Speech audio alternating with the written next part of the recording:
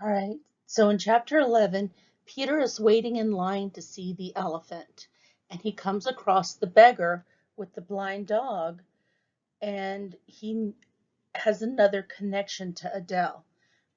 So more and more, Peter feels like he is getting closer and closer to finding his sister. So let's find out in chapter 12 what happens. Chapter 12. The Countess Quintet had discovered that it was a somewhat messy affair to have an elephant in one's ballroom, and so for matters of delicacy and cleanliness she engaged the service of a small, extremely obtrusive man, whose job it was to stand behind the elephant ever at the ready with a bucket and a shovel. The little man's back was bent and twisted, and because of this it was almost impossible for him to lift his face and look directly at any one or anything. He viewed everything sideways.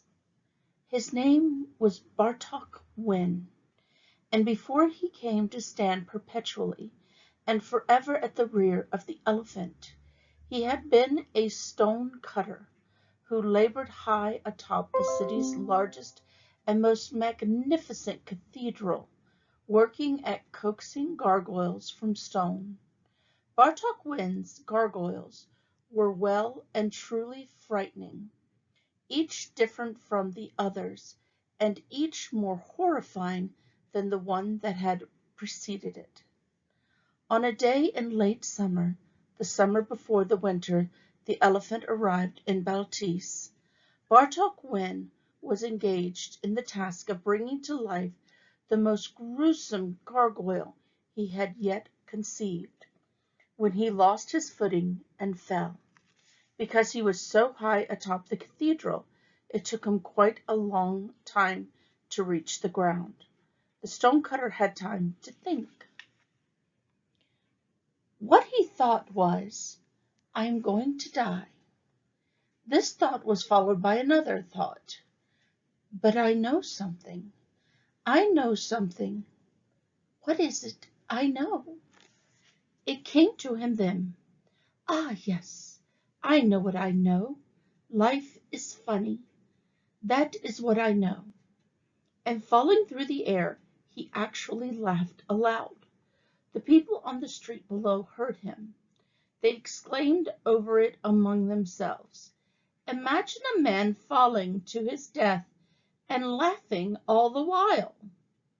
Bartok Wynne hit the ground, and his broken, bleeding, and unconscious body was borne by his fellow stonecutters through the streets and home to his wife, who equivocated between standing for the funeral director and sending for the doctor.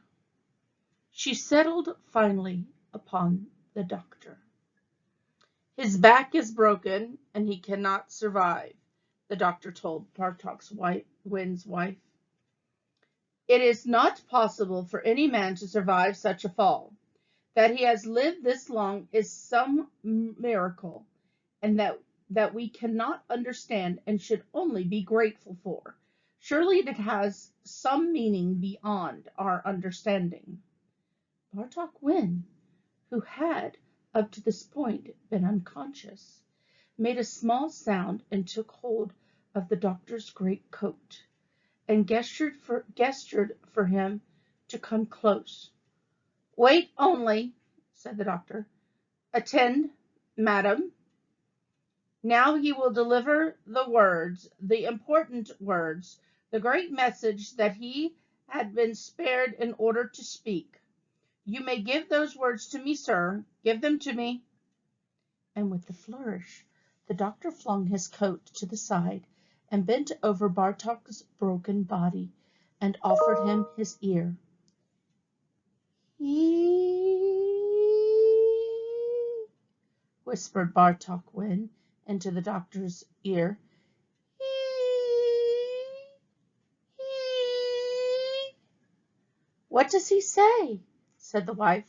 The doctor stood up. His face was very pale. "Your husband says nothing," he said. "Nothing," said the wife. Bartok tugged again at the doctor's coat. Again the doctor bent and offered his ear, but this time with remarkably less enthusiasm. "Hee!" laughed Bartok Win into the doctor's ear. "Hee! Hee!" The doctor stood up. He straightened his coat. "He said nothing?" said the wife. She wrung her hands. "Madam," said the doctor, "he laughs. He has lost his mind. His life is to follow. I tell you he will not, he cannot live."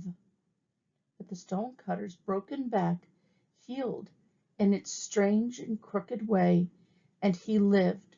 Before the fall, Bartok Win was a dour man, who measured 5 feet 9 inches, and who laughed at most once a fortnight. After the fall, he measured 4 feet 11 inches, and he laughed darkly, knowingly, daily, hourly, at everything and nothing at all. The whole of existence struck him as cause for hilarity. He went back to work high atop the cathedral. He held the chisel in his hand.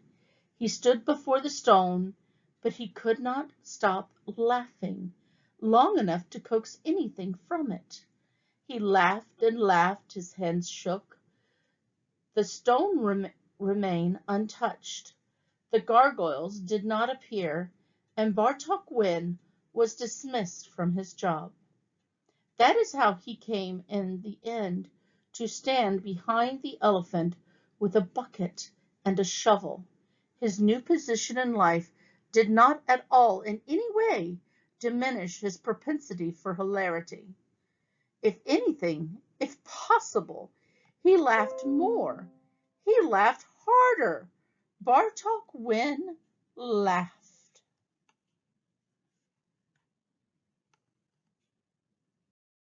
And so, when Peter, late in the day, in the perpetual, unvarying gloom of the Baltesian winter afternoon, finally stepped through the elephant door and into the brightly lit ballroom of the Countess Quintet, what he heard was laughter.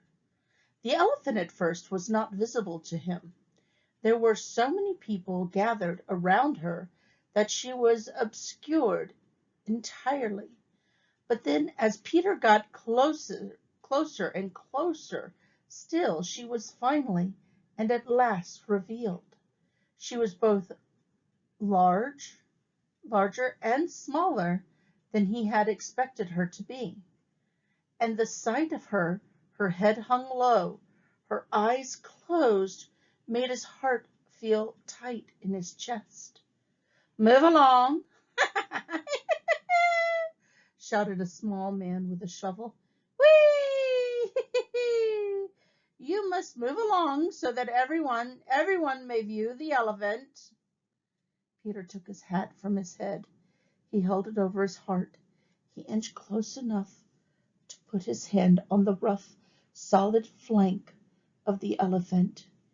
She was moving, swaying from side to side. The warmth of her astonished him. Peter shoved at the people surrounding him and managed to get his face up next to hers so that he could say what he had come to say, ask what he had come to ask. "Please," he said, "you know where my sister is. Can you tell me?"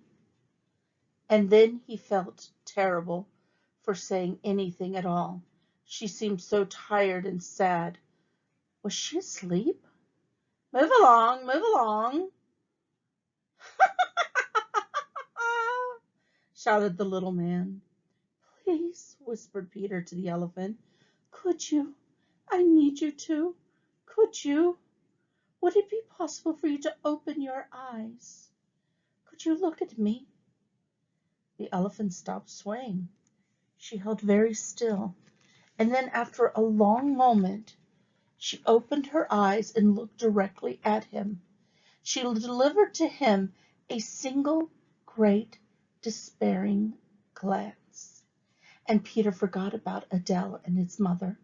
and the fortune teller and the old soldier and his father and battlefields and lies and promises and predictions. He forgot about everything except for the terrible truth of what he saw, what he understood in the elephant's eyes. She was heartbroken. She must go home. The elephant must go home, or she would surely die. As for the elephant, when she opened her eyes and saw the boy, she felt a small shock go through her.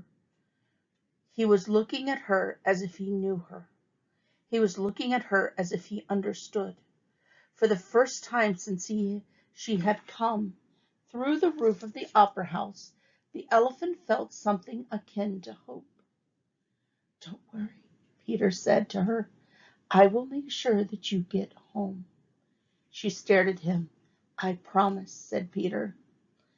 "Next!" shouted the little man with the shovel. You simply must move along. There are others waiting to see the elephant too." Peter stepped away. He turned.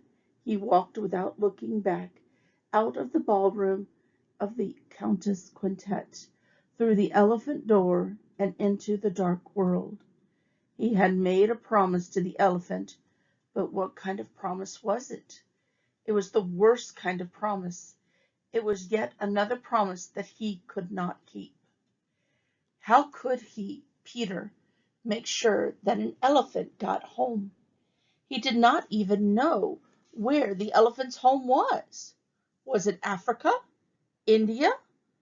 Where were those places? And how could he get an elephant there?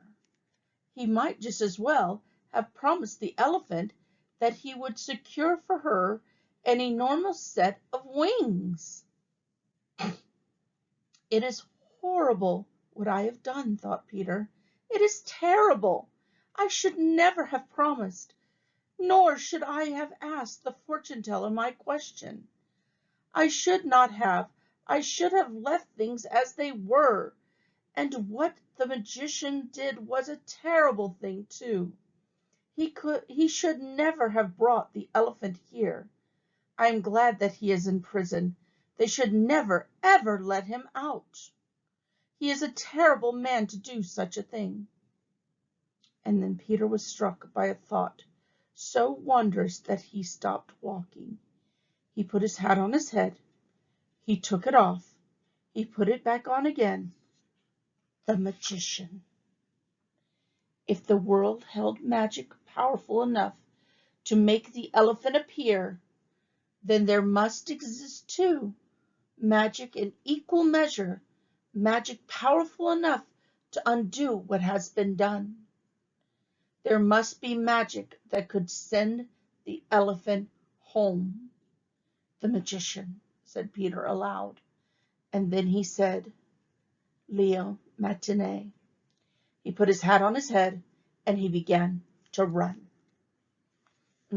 So Peter's starting to make some connections. He knows that the way to help the elephant is going to be through the magician, and the way to the magician is through Leo matinee. So all of these worlds are beginning to show a connection. So think about it. Look at the picture here. I see the man with the crooked back, and I see the elephant and Peter.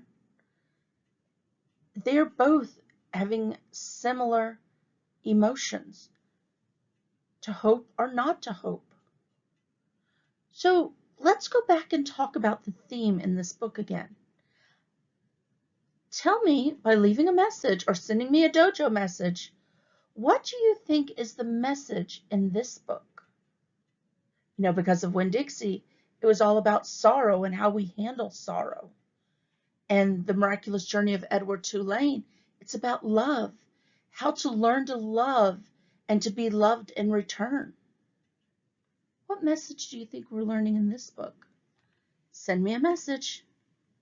Love you guys. Bye.